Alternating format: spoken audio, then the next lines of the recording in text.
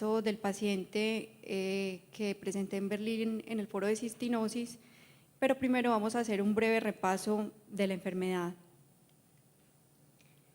La cistinosis pertenece al grupo de los errores innatos del metabolismo, específicamente a los desórdenes lisosomales.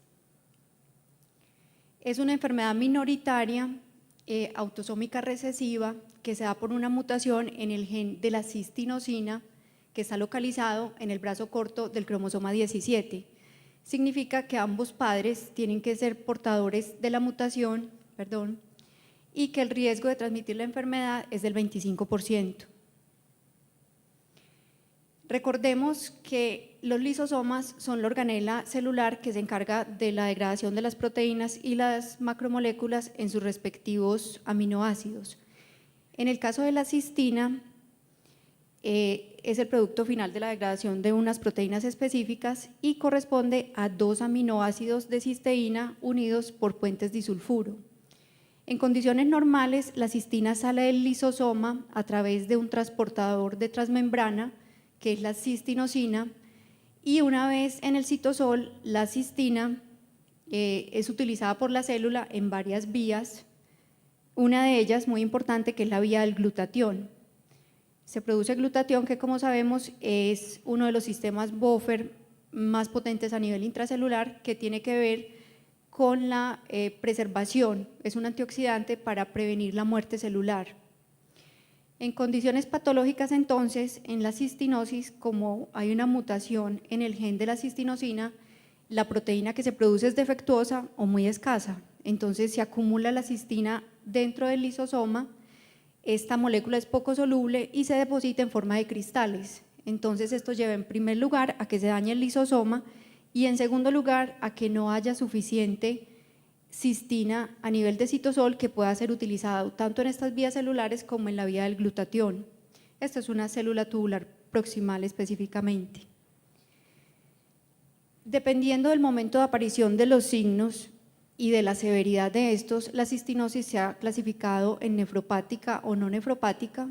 La nefropática infantil es la que aparece antes del año de edad, generalmente en los primeros meses de vida, ocupa la mayor proporción de los casos de cistinosis, más o menos el 95% de los casos son nefropática infantil y es la más severa.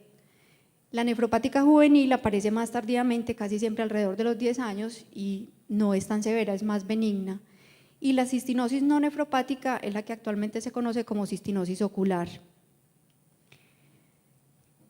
¿Cómo son las manifestaciones clínicas de la cistinosis? Entonces, generalmente estamos ante un recién nacido aparentemente normal, que puede empezar con retardo del crecimiento y desde el primer mes de vida pueden detectarse alteraciones renales como aminoaciduria, pérdida de algunos electrolitos y glucosuria. Sin tratamiento, esta enfermedad va progresando la parte renal a un síndrome de Fanconi, que es cuando ya hay una acidosis metabólica, la falla tubular renal empeora y los pacientes pueden manifestar en este momento el retraso del crecimiento. Va progresando a una falla renal terminal que generalmente necesita diálisis a los 10 años de vida.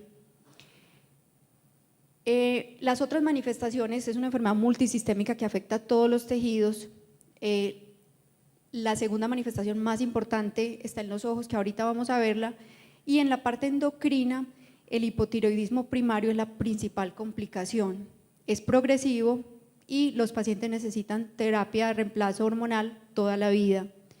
Dentro de las manifestaciones endocrinas también tenemos la diabetes, que generalmente se da en forma más tardía, se produce porque hay una disminución en la secreción de insulina y inmunológicamente no tiene anticuerpos y también necesita terapia con insulina para toda la vida.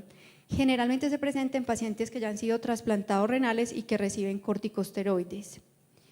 La miopatía se manifiesta casi siempre en forma de atrofia de los músculos y finalmente puede progresar a la disfagia y a la falla ventilatoria. Dentro de la parte endocrina también tenemos el hipogonadismo y la infertilidad, que es universal en todos los varones. Las mujeres sí son fértiles.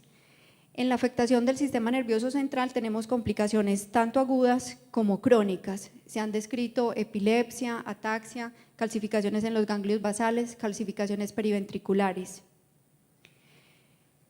En la parte ocular, la córnea está afectada en todos los casos y de hecho es uno de los criterios diagnósticos de la enfermedad. La mayoría de las veces los cristales no están presentes al nacimiento, pero pueden aparecer desde los primeros 2 o 3 meses de vida. Los oftalmólogos debemos estar familiarizados con la evaluación de las córneas de los pacientes que nos remiten por sospecha de alguna enfermedad sistémica. Con frecuencia los nefrólogos o los pediatras nos remiten niños por retardo en el crecimiento o por tubulopatías, alteraciones renales que todavía no han sido clasificadas.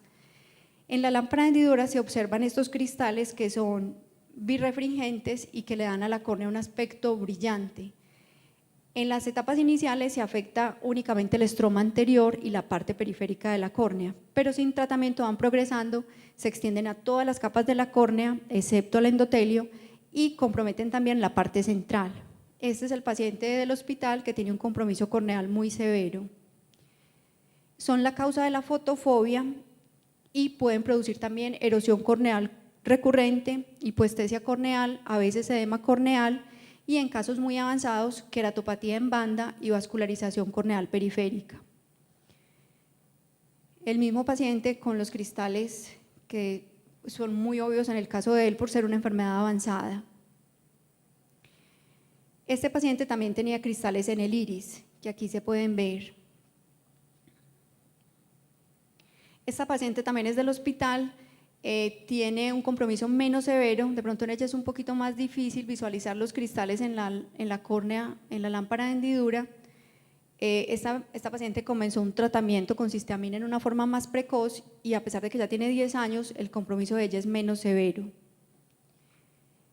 Los exámenes diagnósticos que tenemos disponibles, tenemos el OCT de córnea, donde vemos los cristales, los depósitos de cistina, se observan como unas lesiones punteadas, hiperreflectivas, que se localizan principalmente en el estroma.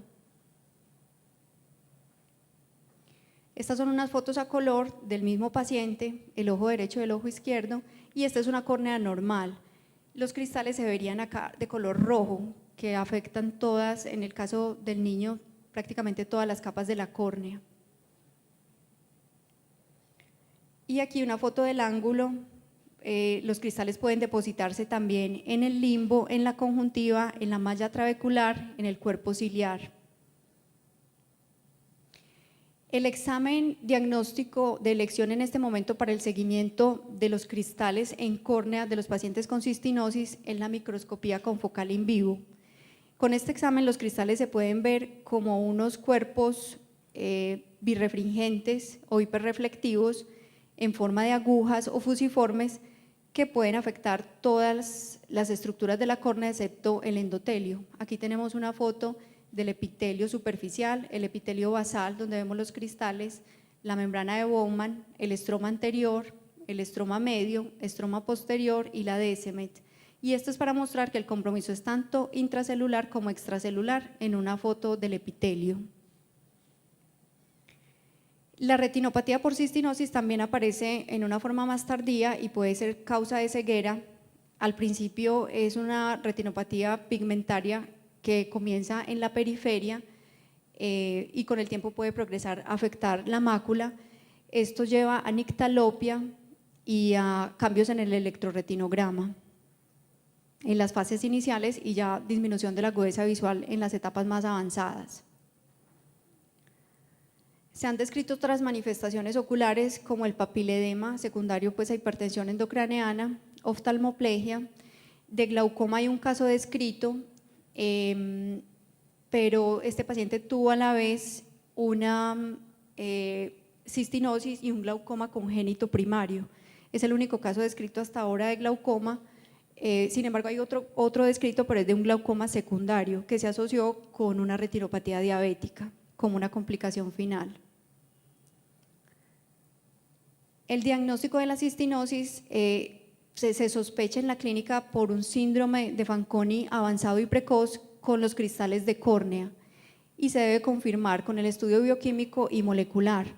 El estudio bioquímico mide la cistina intraleucocitaria en leucocitos totales y el estudio molecular se basa en el estudio del gen de la cistinosina. El tratamiento de la cistinosis se basa en estos tres pilares. Primero, el trasplante renal, que es la terapia de restitución sustitutiva, terapia renal sustitutiva ideal, ya que el injerto, el riñón trasplantado, no tiene el defecto lisosomal y por esto la enfermedad no recurre en el trasplante. El trasplante puede realizarse de un injerto vivo, es decir, de un donante vivo o de un donante fallecido, y la mayoría llegan a necesitar el trasplante, incluso se ha recomendado como un tratamiento preventivo, por lo que les explicaba que no recurre allí la enfermedad.